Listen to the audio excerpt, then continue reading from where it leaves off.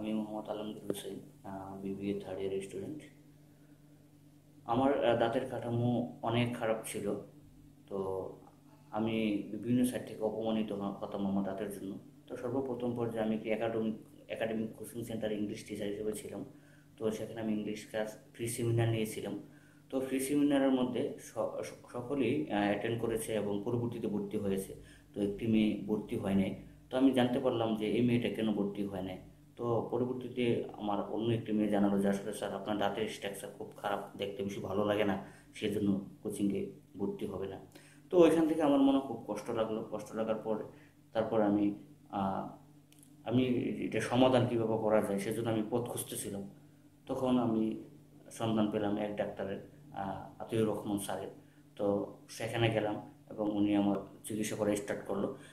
Start করার পরে যখন অপারেশন করলো তখন আমার ফুফাতো বোন ছিল একজন, যে অপারেশনের আগে যে আমাকে দেখতেই পারতো না।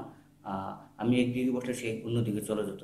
যখন অপারেশন আমার কমপ্লিট হওয়ার পরে তখন সে আমাকে বললো যে আসলে তোমাকে ছাড়া আগে তোমাকে আমার কাছে অনেক ভালো ভালো লাগতো না, এখন তো তোমারে আমার কাছে অনেক ভালো লাগে। এবং সে আমাকে প্রপোজ করলো এবং বলে যে তোমাকে ছাড়া আমার বাঁচা কখনো সম্ভব না। এবং এখনও দেখা গেছে দিনে 10 থেকে 20 বার ফোন দিই।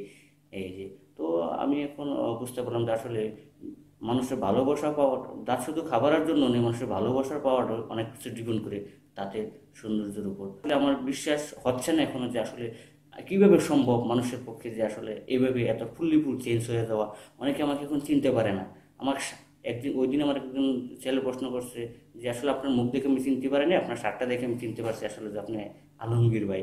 তো আমি আতিউর রহমান স্যারকে অনেক ধন্যবাদ। তো আমি ওনার কাছে সবসময় কৃতজ্ঞ থাকিব আমার মতো ছেলের মুখে হাসি ফোটাতে পারে, এই বলে আমি আমার বক্তব্য শেষ করছি। জানি ভালো লাগা ভালোবাসার তুমি